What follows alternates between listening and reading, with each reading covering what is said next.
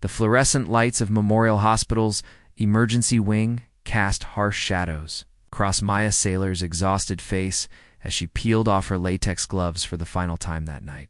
12 hours of blood, chaos, and desperate attempts to save.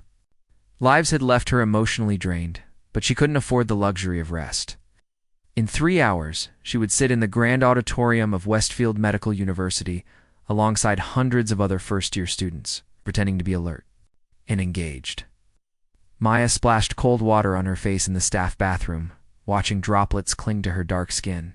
Her reflection stared back with eyes that had seen too much for someone barely 20. The partial scholarship covered most of her tuition, but every extra dollar mattered. Her grandmother's medical bills had taught her that money and medicine were inseparable, no matter how much doctors liked to pretend otherwise. The drive across town blurred past in a haze of streetlights and coffee shop neons. Maya parked her battered Honda between two gleaming BMWs, a stark reminder that she didn't belong in this world of privilege. Westfield Medical University rose before her like a monument to wealth and prestige, its pristine glass and steel reflecting the morning sun. Inside the auditorium, nervous energy buzzed through the air as hundreds of students found their seats. Maya chose a spot in the third row, close enough to hear, but far enough to avoid unwanted attention. Her worn notebook fell open to pages filled with her careful handwriting about cognitive rehabilitation techniques, while other students whispered excitedly about networking opportunities and residency placements. Maya's mind remained focused on her grandmother's final months. The brilliant woman who had raised her, who had taught her to question everything and fight for what was right, had been reduced to confusion and fear because quality dementia care was a luxury they couldn't afford. That injustice burned in Maya's chest every day, fueling her determination to become the kind of doctor her community desperately needed. A hush fell over the auditorium as Dr. Graham Smith took the stage. Maya had heard the stories, of course. Everyone had. The brilliant surgeon who had transformed his grandfather's failing medical school into one of the nation's most prestigious institutions. At 40, he commanded respect and fear in equal measure, a man whose single word could make or break careers. Maya barely glanced up as he began to speak. His voice was deep and commanding, filled with the confidence that unlimited power provided. "Excellence is not an aspiration at Westfield," he declared, his words echoing through the silent auditorium.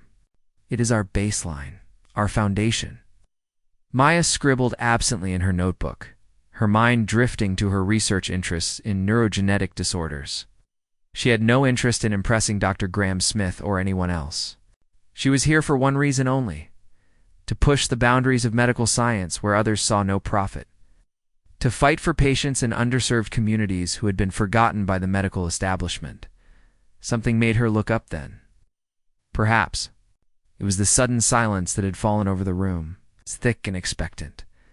Dr. Smith stood frozen at the podium, his piercing blue eyes locked directly on her. For 3 heartbeats, the entire auditorium seemed to hold its breath. Maya felt exposed under his intense gaze, but she refused to look away. She had learned long ago not to be intimidated by powerful men who thought their authority made them untouchable. If anything, his obvious discomfort amused her.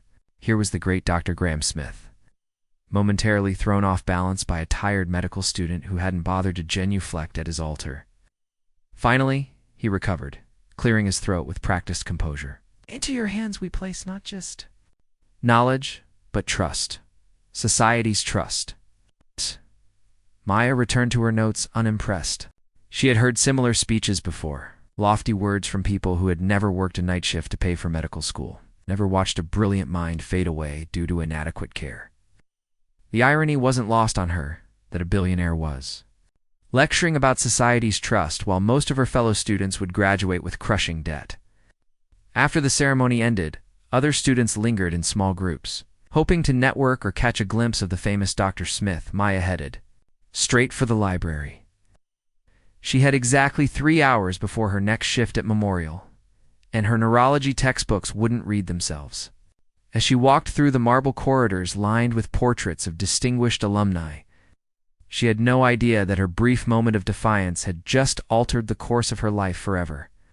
In his corner office overlooking the campus, Graham Smith, sat behind his mahogany desk, his hands trembling slightly as he reached for his phone. For the first time in 20 years, a student had looked at him not with awe or fear, but with complete indifference. And somehow, that look had shattered something deep inside his carefully constructed world. Graham Smith couldn't concentrate during the board meeting that followed his speech. The quarterly reports blurred together as his mind replayed that moment of unexpected connection. Her dark eyes had held no reverence, no calculation, just a weary intelligence that seemed to see right through his carefully crafted persona. Dr. Smith. Board member Harrison's voice cut through his distraction. Your thoughts on the cardiology wing budget? Approved, Graham said curtly, earning surprised glances around the mahogany table. He typically scrutinized every line item with surgical precision, but today his mind was elsewhere entirely. The meeting ended earlier than usual. Graham retreated to his corner office, its floor two-sling windows offering a commanding view of the campus he had built into his vision of medical excellence. The afternoon sun cast long shadows across his desk as he pressed the intercom button.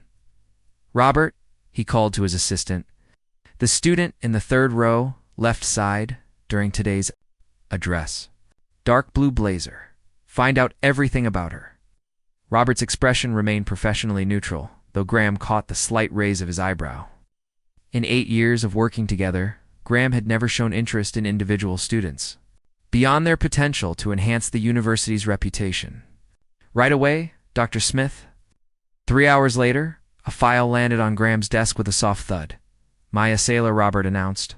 24 years old, first-year medical student, graduated summa cum laude from Howard University with dual degrees in biochemistry and psychology, partial scholarship recipient. Currently works night shifts at Memorial Hospital to cover remaining expenses. Graham opened the file, studying her photograph with an intensity that surprised him. Even in the formal, unsmiling admissions photo, her determination radiated through. Those same intelligent eyes that had caught his attention during the speech stared back at him from the glossy paper. Specialty focus, he asked, though he was already scanning the documents. Neurogenetic disorders and cognitive rehabilitation. He's particularly interested in early-onset dementia research. Robert paused. Her personal statement mentions her grandmother's struggle with the disease and the lack of adequate treatment options. In underserved communities, Graham read her essay twice, each word revealing more of the woman who had so thoroughly disrupted his composure. Her writing showed a sharp mind tempered by genuine compassion, a rare combination in medicine where cynicism often prevailed. One professor had noted in her recommendation letter that Miss Saylor challenges conventional wisdom not from arrogance, but from a genuine belief that medicine must evolve beyond its comfortable paradigms. After Robert left, Graham found himself doing something unprecedented. Spent an entire hour studying a single student's application. Maya Saylor's academic record was impressive but not extraordinary. What set her apart was her unwavering focus on service over profit, principle over prestige, every choice she had made. From her undergraduate research on health disparities to her current work at Memorial Hospital, painted a picture of someone driven by purpose rather than ambition. That evening, in his penthouse overlooking the city's glittering skyline, Graham poured himself a glass of 30-year-old scotch and stepped onto the terrace. For 2 decades, he had built his empire through calculated moves and strategic thinking. Every decision served a purpose. Every relationship advanced his goals. Yet as midnight approached, his thoughts kept returning to Maya Saylor. In that moment of mutual recognition in the auditorium, when had anyone last looked at him as simply a man rather than Dr. Graham Smith, the institution? The realization unsettled him more than he cared to admit. He dreamed of her that night. Not the explicit fantasies one might expect, but something more disturbing. In his dream, they walked through the medical campus as equals, engaged in passionate debate about treatment methodologies. Her laughter was sudden and genuine when he made an unexpected joke about hospital bureaucracy. They stood close in his dream, close enough that he could smell her perfume, something subtle and warm that reminded him of vanilla and summer rain. Graham woke at dawn with her name on his lips, disturbed by the unfamiliar ache in his chest. He had built his life on control, on maintaining professional distance from everyone around him. But Maya Saylor had managed to slip past his defenses with nothing more than an unimpressed glance. By 7 a.m., he had made a decision that would change everything. He picked up his phone and dialed Robert's number. "I want you to arrange something," Graham said without preamble. "Maya Saylor works at Memorial Hospital, correct? I want to visit their emergency department." Unannounced. Tonight. "Sir, you don't typically make unscheduled hospital visits." "No," Graham agreed, watching the sunrise paint the city in shades of gold and amber. "I don't, but tonight will be different." As he hung up the phone, Graham couldn't shake the feeling that he was about to cross a line from which there would be no return. Maya Saylor had awakened something in him that he had thought long dead, something dangerous and entirely unprofessional. But for the first time in years, the prospect of losing control didn't terrify him. It exhilarated him. Maya was in the middle of suturing a construction worker's lacerated palm when the emergency department doors burst open with unusual commotion. Through the chaos of a typical Friday night at Memorial Hospital, she caught glimpses of expensive suits and hushed, urgent conversations among the attending physicians. "What's happening out there?" Maya asked. Dr. Jennifer Park, the resident supervising her rotation. "A surprise visit from some bigwig," Jennifer muttered, not looking up from her patient chart. "Administration's in full panic mode. Just keep your head down and do your job." Maya had no intention of doing otherwise.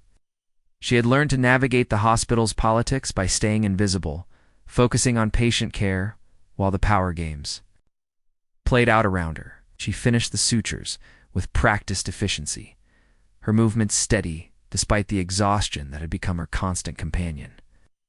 "Beautiful work," a deep voice said behind her. Maya turned, her polite smile freezing as she found herself face to face with Dr. Graham Smith. Up close, he was even more imposing than he had appeared on stage. His perfectly tailored charcoal suit contrasted sharply with the sterile hospital environment, and his blue eyes held an intensity that made her stomach flutter unexpectedly. "Dr. Smith," she said, stripping off her gloves with deliberate calm, "this is unexpected." "I was in the neighborhood," he replied, a slight smile playing at the corners of his mouth. The lie was so obvious it was almost charming. "I like to see how our students perform in real-world settings." Maya raised an eyebrow. "All of them, or just the ones who don't pay attention during your speeches?" The question hung between them, bold and dangerous. Around them, the emergency department continued its controlled chaos, but Maya felt as though they were standing in a bubble of electric silence. Graham stepped closer, close enough that she could smell his cologne, something expensive and masculine. That made her pulse quicken against her will. "You have exceptional hands," he said quietly, nodding toward her recently completed sutures. "Steady, precise. Your patient won't even have a scar." "That's the point," Maya replied, fighting too. "Keep her voice level. Some of us actually care about patient outcomes rather than impressive statistics." Instead of taking offense, Graham smiled wider. "And some of us find intelligence incredibly attractive, Miss Saylor." The words hit Maya like a physical blow. Heat flooded her cheeks as she realized the dangerous game they were playing. This was Dr. Graham Smith, one of the most powerful men in academic medicine, and he was flirting with her in the middle of her workplace. "I need to check on my other patients," she said, moving to step around him. Graham's hand caught her wrist, his touch gentle but firm. "Have dinner with me? Excuse me?" Maya stared down at his fingers wrapped around her wrists, her skin burning where he touched her. "Tomorrow night, there's a new restaurant downtown, Elevation, I'd like to discuss." "Your research interests?" Maya pulled her hand free, her heart hammering against her ribs. "My research interests can be discussed during office hours, like a normal student-faculty interaction." "There's nothing normal about you, Maya," Graham said, her name rolling off his tongue like a caress. "And we both know this conversation has nothing to do with research?" The honesty in his voice made her breath catch. Maya looked around the emergency department, acutely aware of the curious glances they were drawing from staff members. This was professional suicide, and they both knew it. "This is inappropriate," she whispered. Yes, Graham agreed, his eyes never leaving her face. It is. I could file a complaint. Sexual harassment. Abuse of power. You could, he said calmly. But you won't. And why not? Graham leaned closer, his voice dropping to barely above a whisper. Because you felt it too. In the auditorium. Moment. When everything shifted. Maya's medical training kicked in, her rational mind cataloging all the reasons this was a terrible idea. He was her professor, 20 years older, wealthy beyond imagination.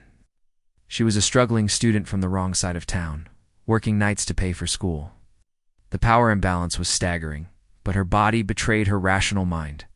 Her skin still tingled where he had touched her, and the way he looked at her made her feel beautiful and powerful in a way she had never experienced before. One dinner, she heard herself saying, to discuss research, nothing more. Graham's smile was triumphant and gentle at the same time. Nothing more, he agreed, though his eyes promised otherwise. As he walked away, Maya leaned against the wall, her legs suddenly unsteady. She had just agreed to have dinner with the most dangerous man she could possibly choose. A man who could destroy her career with a single word, who lived in a world so far removed from hers that they might as well be different species. But as she watched his confident stride carry him toward the exit, Maya couldn't deny the thrill racing through her veins. For the first time in her carefully controlled life, she was about to do something reckless, something that had nothing to do with responsibility or duty or the weight of other people's expectations. Tomorrow night, she would have dinner with Graham Smith, and despite every instinct screaming at her to run, Maya found herself counting the hours until she could see him again. Maya stood in front of her cramped apartment's single mirror, trying to convince herself she hadn't spent the last 2 hours getting ready for what was supposed to be a simple dinner about research.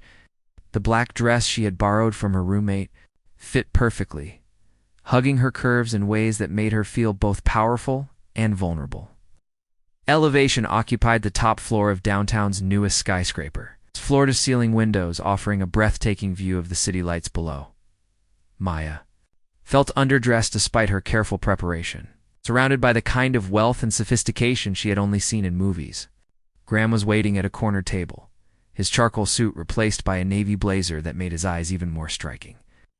He stood as she approached, his gaze sweeping over her with an appreciation that sent heat flooding through her body. "It's you. Look beautiful," he said simply, pulling out her chair. "Thank you," Maya replied, her voice steadier than she felt. "This place is incredible. I thought you might appreciate the view." Graham settled across from her, his attention entirely focused on her face, though I have to admit, the scenery at this table is far more interesting. Maya felt herself blushing again. "Dr. Smith, I thought we agreed this was about research." "Graham," he corrected. "We both know that was a convenient fiction." The waiter appeared with wine that probably cost more than Maya's monthly rent. As the evening progressed, she found herself drawn into conversation that ranged from medical ethics to childhood memories. From her grandmother's influence on her career choice, to his struggles with the expectations of carrying on his family's legacy. "People think wealth makes everything easy," Graham said, swirling the wine in his glass. "But it actually makes authenticity nearly impossible. Everyone wants something from you, so you learn to keep everyone at arm's length. Is that what you're doing with me?" Maya asked boldly. "Keeping me at arm's length?" Graham's laugh was low and genuinely amused. "Maya, if I were keeping you at arm's length, we wouldn't be here. You're the first person in 20 years who's made me forget to maintain professional distance." The admission hung between them, heavy with possibility and danger. Maya set down her wine glass, her hand trembling slightly. "This is crazy," she whispered. "You know, this is crazy. The craziest thing I've ever done," Graham agreed. "And I've never felt more alive." After dinner, Graham offered to drive her home, but Maya found herself accepting his invitation to see his penthouse instead. The elevator ride up 40 floors was silent, electric tension crackling between them as they stood carefully not touching. Graham's penthouse was a masterpiece of modern design, all clean lines and expensive materials. But Maya was drawn to the terrace, where the city spread out below them like a glittering carpet. "It's beautiful," she breathed, stepping to the railing.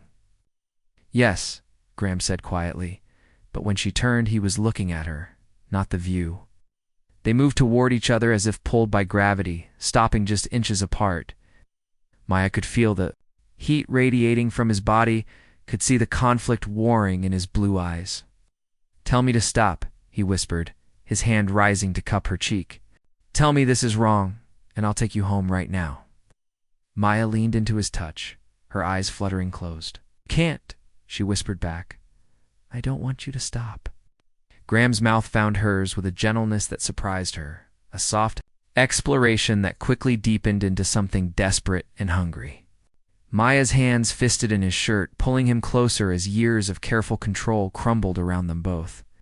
They made love on the terrace under the stars, with the city lights painting patterns on their skin. Graham was tender and passionate, worshipping her body with a reverence that made tears spring to Maya's eyes. For the first time in her life, she felt completely, utterly cherished. Afterward, they lay wrapped in each other's arms on the outdoor bed Graham had never shared with anyone else. Maya traced patterns on his chest, marveling at how right this felt, despite how wrong she knew it was. "What happens now?" she asked, quietly. Graham's arms tightened around her. "Right. I don't know," he admitted. "But I know I can't go back to pretending you don't exist." Maya lifted her head to look at him. "The power dynamic, the university policies, your reputation, my education. There's so much at stake." "I know," Graham said, his thumb brushing over her swollen lips. "But for the first time in my life, Maya, those things don't seem to matter as much as this does." They spent the night talking and making love, learning each other's bodies and secrets with an intimacy that terrified them both. As dawn broke over the city, Maya knew that everything had changed irrevocably. When Graham's phone buzzed with an urgent message from Robert, reality came crashing back. Maya watched his face change as he read, saw the exact moment the billionaire university president returned to replace the tender lover who had held her through the night. "What is it?" she asked, though she dreaded the answer. Graham's face was pale as he looked up at her. "There are photos," he said quietly, "of us. Someone was watching." Maya felt the blood drain from her face as the full implications hit her. Her scholarship, her career, her entire future suddenly hung in the balance. And somewhere in the city below, someone had documentation of the night that would either be their salvation or their complete destruction. The photographs were worse than Maya had imagined. Grainy but unmistakably clear, they showed her and Graham on the terrace, their bodies intertwined, their faces visible in the city's glow. Someone with a telephoto lens had captured their most intimate moments from a building across the street. "Who sent these?" Maya asked, her voice barely above a whisper as she stared at Graham's phone screen. "Board member Harrison," Graham replied grimly, along with an ultimatum. "Resign immediately, or they'll release these to every medical journal, news outlet, and gossip blog they can find." Maya sank into the leather chair facing Graham's desk, the morning sun streaming through his office windows, feeling harsh and accusatory. She had barely slept, her mind racing through scenarios, each one ending in professional ruin. "There has to be another way," she said desperately. "Some kind of damage control." Graham's laugh was hollow. "Maya, you don't understand the politics involved here. Harrison has been trying to force me out for years. This gives him everything he needs." "So what are you going to do?" Graham was quiet for a long moment, staring out at the campus he had built from nothing. When he finally spoke, his voice was filled with a resignation that broke Maya's heart. "I'm going to resign," he said simply, effective immediately. "No." Maya shot to her feet. "You can't sacrifice everything for one night. Your life's work, the medical school, all those students who depend on this place. And what about you?" Graham asked, turning to face her. "Your scholarship, your future. If these photos come out, your reputation will be destroyed before your career even begins." Maya felt tears threatening, but she forced them back. "There has to be another option. Something we're not seeing." Graham moved around his desk, pulling her into his arms despite the glass walls that made his office completely visible to anyone. "Walking by? Maya, listen to me. I've spent 20 years building walls around myself, convinced that power and control were the only things that mattered. But one night with you showed me what I've been missing. Graham, please. There has to be a way. There is, he said quietly. I resign, sell my shares in the university, and we disappear. Together, I have enough money that we could go anywhere. Do anything. You could finish medical school somewhere else, start fresh. The offer hung between them, tempting and impossible in equal measure. Yes. Maya pulled back to look at his face, seeing the sincerity there, the genuine love that had grown. From their single night together, "You would give up everything?" she whispered. "For me?" In a heartbeat, Graham replied without hesitation. "But the choice has to be yours, Maya. I won't ask you to run away with me unless it's what you truly want." Maya's mind raced. She thought of her grandmother, of the promise she had made to fight for patients who had no voice. She thought of her research barely begun, and all the people who might benefit from her work in neurogenetic disorders.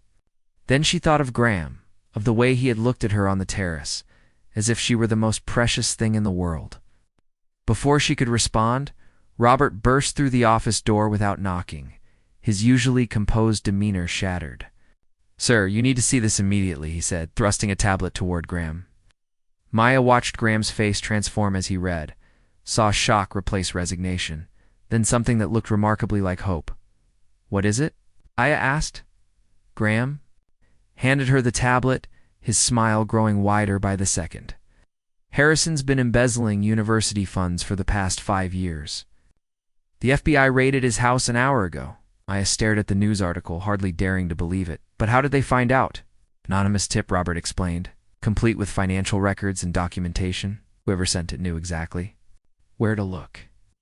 Graham's phone buzzed with a text message from an unknown number. Maya read over his shoulder. "Some secrets are worth keeping. Others deserve to see the light. Consider this a wedding gift from someone who believes in second chances." Maya looked up at Graham, confusion and hope warring in her chest. "Wedding gift?" Graham took her hands in his blue eyes intense and serious. "Maya Saylor, I know. We've only known each other for a matter of days, but you've changed everything for me. You've shown me what it means to live instead of just exist. Will you marry me?" "Graham, this is crazy. People will still talk. There will still be scandal." "Let them talk," Graham said fiercely. "We'll do this right. It's full disclosure to the board, proper protocols, complete transparency. You'll transfer to another medical school if necessary. And I'll step back from day-to-day operations until after your graduation.